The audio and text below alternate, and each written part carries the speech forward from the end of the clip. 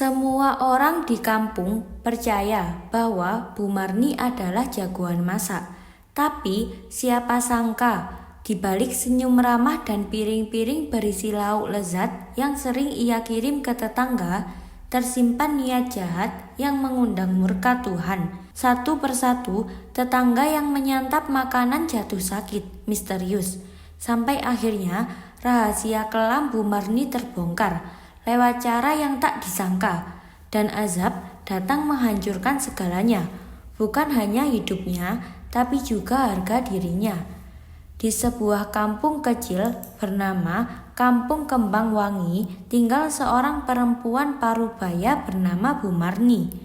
Di luar, ia tampak seperti sosok tetangga idaman, suka menolong, suka tersenyum, dan paling terkenal karena sering membagikan makanan ke rumah-rumah warga. Setiap kali ada hajatan, ia juga tak pernah absen membantu di dapur. Bu Marni, itu ya, masakannya enak banget, rendangnya juara. Begitu komentar para tetangga. Namun, tak ada yang tahu bahwa di balik senyum ramah itu bersembunyi iri hati yang sudah lama membusuk. Bu Marni dulunya membuka usaha catering, tapi bangkrut setelah banyak pelanggan mengeluh soal pelayanan yang buruk. Sementara itu, dua tetangganya, Bu Nur dan Bu Rika, justru sedang naik daun. Bu Nur baru saja membuka warung makan yang ramai setiap hari, dan Bu Rika mendapat pesanan kue basah dari mana-mana. Setiap hari, Bu Marni berdiri di balik jendela rumahnya mengintip warung Bu Nur yang tak pernah sepi. Tangannya mengepal saat melihat para pelanggan tertawa di sana. Mereka pikir mereka siapa? Aku dulu juga bisa seperti itu. Semua orang sudah lupa siapa Bu Marni, gumamnya sambil menatap tajam. Hari itu, Bu Marni memasak opor ayam dan kue jujur. Ia letakkan dalam kotak plastik bening, tapi kali ini ia menambahkan sesuatu, bubuk putih yang ia beli dari kios obat pertanian, racun tikus. Bibirnya menyeringai, matanya tajam seperti pisau. Kalau mereka nggak ada, aku bisa bangkit lagi, katanya pada dirinya sendiri. Tak lama kemudian, ia berjalan ke rumah Bu Rika. Assalamualaikum Rika, ini aku masak opor, kebanyakan. Cicipin ya, ucapnya ramah. Bu Rika menyambut dengan senyum hangat. Wah, makasih banyak Bu Marni, gak enak dikasih mulu. Gak apa-apa, namanya juga tetangga. Tak sampai sejam setelah menyantap opor itu, Bu Rika mulai merasa pusing dan mual. Ia muntah-muntah dan harus dilarikan ke puskesmas. Dokter hanya menyimpulkan keracunan makanan ringan. Belum tahu sebab pastinya. Bu Marni pura-pura panik. Saat mendengar kabar itu, ia datang menjenguk, membawa pisang rebus dan air jahe, lalu duduk di sisi Bu Rika yang lemah tak berdaya. Maaf ya Bu Rika, semoga cepat sembuh. Mungkin makanan dari saya kemarin gak cocok ya, ujarnya penuh sandiwara. Bu Rika hanya tersenyum lemah. Ah, masa sih Bu, saya suka banget opornya. Di luar kamar perawatan, Bu Marni berjalan keluar sambil senyum tipis. Rasa puas menjalari dadanya. Tapi apa yang belum ia sadari, ini baru permulaan. Rasa sakit itu akan kembali, bukan untuk orang lain, tapi untuk dirinya sendiri. Beberapa hari setelah kejadian Bu Rika, suasana di Kampung Kembang Wangi mulai terasa janggal. Meski Bu Rika akhirnya diperbolehkan pulang, ia belum benar-benar pulih. Tubuhnya lemas, wajahnya pucat, dan perutnya sering mulas tak menentu. Dokter hanya menyarankan untuk istirahat dan tidak memakan makanan sembarangan. Tetapi hanya berselang 3 hari, Bu Nur, pemilik warung makan yang sukses itu, juga mengalami kejadian serupa. Ia pingsan tiba-tiba saat melayani pelanggan di warungnya. Tubuhnya gemetar dan nafasnya tersenggal. Warga langsung membawanya ke puskesmas. Hasil pemeriksaan awal menyatakan keracunan lambung akibat zat kimia ringan. Dokter menyarankan rawat inap. Warga mulai panik. Dua ibu-ibu yang dikenal paling bersih dan sehat di kampung bisa sakit bersamaan. Dan keduanya baru saja menerima makanan dari orang yang sama, Bu Marni. Namun, Bu Marni tetap tenang. Ia bahkan datang ke rumah Bu Nur dengan membawa tumpeng kecil, seolah tak ada yang terjadi. Semoga cepat sembuh ya Bu Nur. Nih, aku bawain tumpeng syukuran. Aku masak sendiri loh, katanya manis. Suaminya Bu Nur, Pak Rahmat, sempat terdiam sebelum akhirnya mengucapkan terima kasih. Tapi ia menolak memakan tumpeng itu. Setelah Bu Marni pulang, Pak Rahmat mengangkat tumpeng itu dan membuangnya diam-diam di belakang rumah. Ia merasa ada yang tidak beres, bukan karena makanan itu, tapi karena intuisi dan firasat yang kuat dan benar saja. Salah satu warga, Pak Haji Mahfud, seorang pensiunan guru yang sangat dihormati, mulai angkat bicara dalam pertemuan RT. Aku rasa ini bukan kebetulan. Dua orang ibu-ibu bisa keracunan dalam seminggu dan dua-duanya dapat makanan dari orang yang sama. Kita harus cari tahu dengan hati-hati, ujarnya bijak. Warga mulai mengaitkan cerita. Mereka ingat Bu Marni sempat mengeluh soal warung Bu Nur yang makin ramai dan juga soal kue burika yang katanya biasa aja tapi kok laris. Namun mereka tak ada bukti, tak ada yang berani menuduh secara langsung. Mereka hanya lebih waspada. Beberapa warga mulai menolak makanan dari Bu Murni secara halus. Wah, maaf ya Bu, saya lagi diet, ujar Bu Lastri sambil mengembalikan piring berisi lontong sayur. Ekspresi Bu Marni berubah.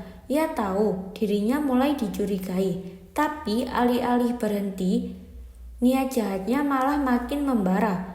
Aku belum selesai, bisiknya malam itu sambil menatap kosong keluar jendela. Suatu malam, seekor anjing kampung milik warga mencium sisa makanan yang dibuang di belakang rumah Pak Rahmat.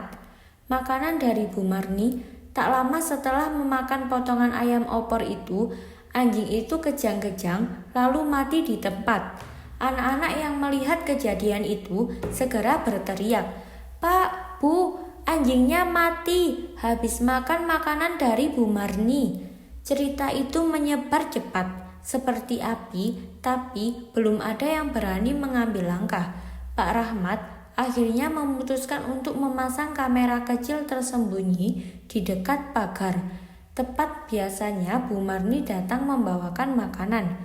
Ia ingin bukti nyata, bukan sekedar curiga. Bu Marni yang tidak tahu bahwa dirinya kini diawasi, tetap berjalan seperti biasa. Dalam hatinya, ia merasa semua orang masih percaya padanya. Padahal satu persatu mata kini mulai melihat dengan tatapan berbeda. Tatapan curiga, tatapan penuh tanda tanya. Dan waktu untuk kebenaran akhirnya semakin dekat. 2 minggu berlalu, sejak insiden anjing mati mendadak, warga kampung Kembang Wangi semakin hati-hati. Nama Bu Marni mulai dibicarakan secara diam-diam, tapi tidak ada yang berani menegur atau menghadapinya langsung. Semua masih belum punya bukti nyata. Sementara itu, Bu Marni tetap tampil bak malaikat. Ia masih rajin ikut pengajian, senyum ke siapapun yang ia temui di jalan, dan tetap rutin mengantarkan makanan ke rumah-rumah. Tapi kali ini hanya sedikit yang mau menerima. Beberapa warga lama mulai mengingat kembali masa lalu Bu Marni. Dulu, sebelum suaminya meninggal karena kecelakaan, Bu Marni memiliki usaha catering kecil-kecilan. Ia sering menerima pesanan hajatan, tumpeng, bahkan kue ulang tahun. Namun, masalah muncul ketika pelanggan mulai komplain. Ada yang mengatakan bahwa makanannya basi, ada yang bilang pelayanannya buruk. Belum lagi gosip bahwa ia sering memotong bahan dan mengganti daging ayam dengan kulit saja demi menekan biaya. Usahanya pun bangkrut. Tak lama setelah itu, suaminya meninggal dalam kecelakaan truk yang mengenaskan. Bu Marni mulai menyendiri, jarang keluar rumah. Dari kehilangan banyak pelanggan, ia menyalahkan semua orang. Tapi yang paling ia benci adalah Bu Nur dan Bu Rika. Mereka itu yang bikin aku jatuh. Kalau nggak ada warung mereka, usahaku pasti masih jalan. Begitu sering ia gumamkan sendiri di kamar. Padahal baik Bu Nur maupun Bu Rika sama sekali tidak pernah merendahkan Bu Murni. Justru mereka pernah mengajak kerjasama. Tapi Bu Marni menolak dengan kasar. Aku nggak butuh belas kasihan kalian, bentaknya saat Bu Nur datang menawarkan kolaborasi tahun lalu. Sejak saat itu, dendam makin mengakar di hati Bu Marni. Ia merasa ditinggalkan, dipermalukan, dan dihina oleh orang-orang yang ia anggap merampas hidupnya. Bu Marni kini mulai nekat, tak lagi pakai racun tikus. Ia membeli bubuk pestisida cair yang ia masukkan dalam bumbu sayur asem dan sambal goreng. Ia mencampurkan dalam jumlah kecil, cukup untuk membuat sakit, tapi tidak langsung mematikan. Ia percaya jika korban makin banyak, perhatian orang akan berpaling dari warung dan dagangan para tetangga. Kali ini, ia menarget Bu Yuyun, tetangga baru yang mulai berjualan kue di depan rumah. Bu Yuyun, saya bawain sambal goreng kentang. Cobain ya, saya baru belajar resep baru nih, ucap Bu Marni ramah. Bu Yuyun memang baru pindah, belum tahu kabar soal Bu Marni. Ia menerimanya dengan senang hati. Namun, ketika hendak menyantap makanan itu, anak Bu Yuyun yang bernama Adi, usia 10 tahun, mencium bau aneh. "Ma, kok sambelnya kayak bau cat ya?" Bu Yuyun mencium dan langsung curiga. Ia menyimpan di kulkas dan tak jadi memakannya. Kebetulan ia adalah lulusan jurusan kimia di universitas dulu dan merasa ada yang tidak wajar. Ia segera membawa makanan itu ke kenalannya di laboratorium kampus di kota. Hasilnya mencengangkan, terdapat jejak pestisida cair dalam makanan itu. Sementara itu, kamera tersembunyi yang dipasang Pak Rahmat berhasil merekam momen penting. Dalam salah satu rekaman, terlihat Bu Marni memeriksa kantong plastik kecil dari dalam tasnya dan memasukkan bubuk ke dalam wadah makanan sebelum diserahkan. Pak Rahmat langsung memanggil Pak RT dan Pak Haji Mahfud. Mereka berkumpul diam-diam malam hari dan menonton rekaman tersebut bersama. Ketiganya terdiam. "Sudah cukup, kita tidak bisa diam lebih lama lagi," ucap Pak Haji dengan suara berat. Malam itu, rumah Pak RT menjadi saksi bisu.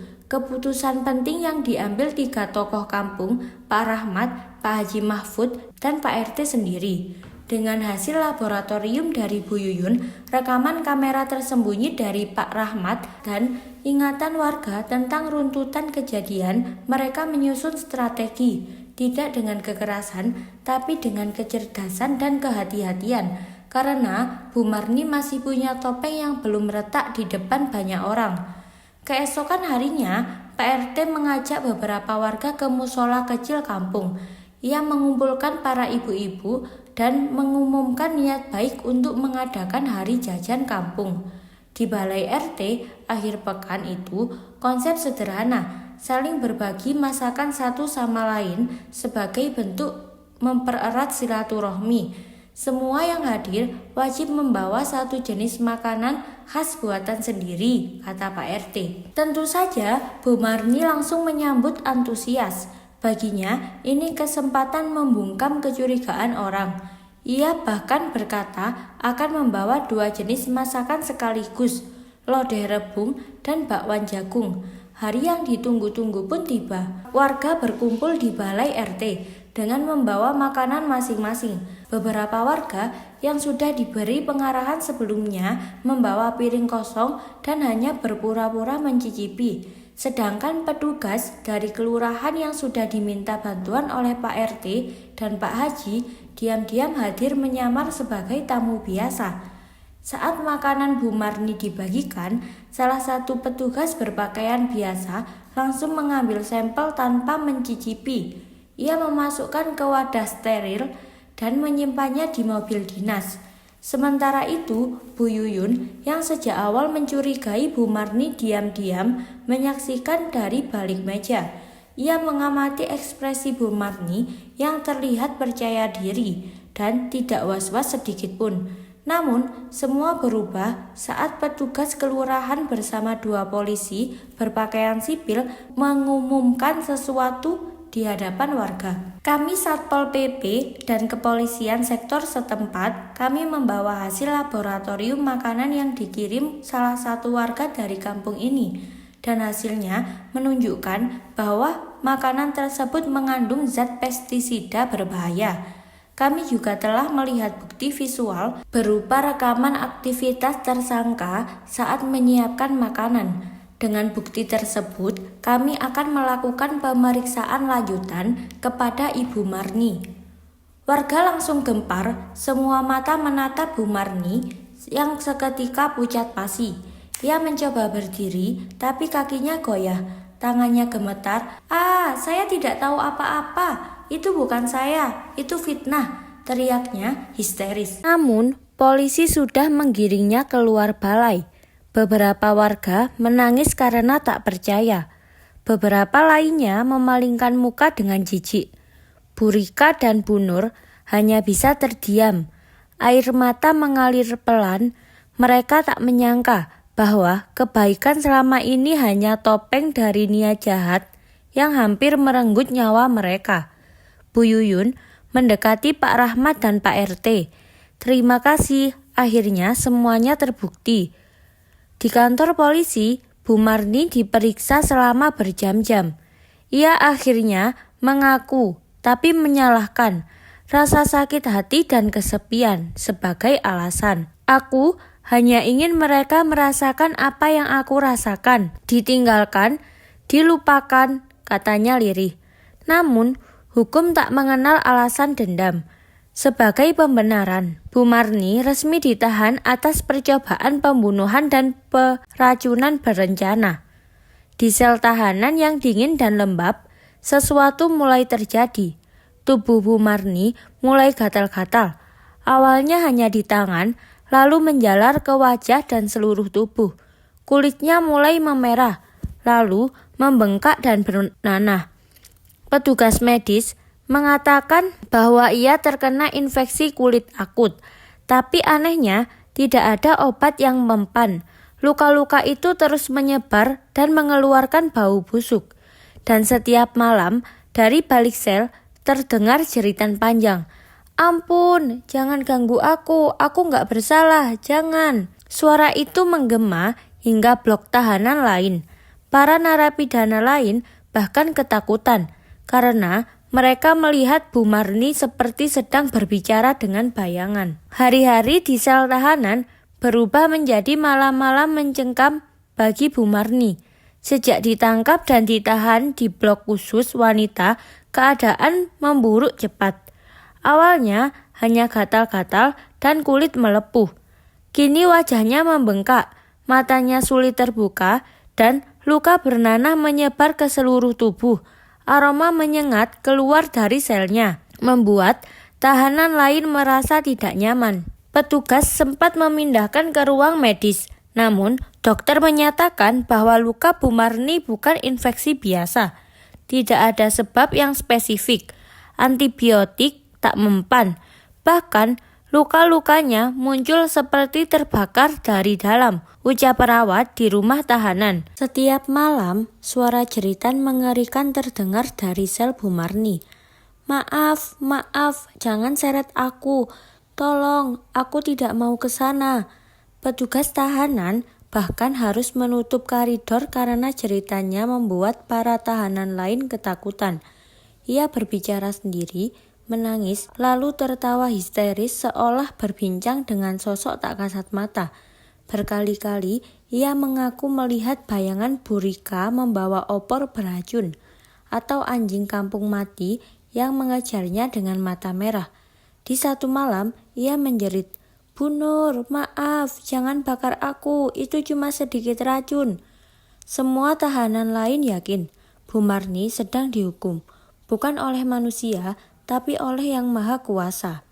Pagi itu, petugas penjaga menemukan Bu Marni tak sadarkan diri di dalam sel.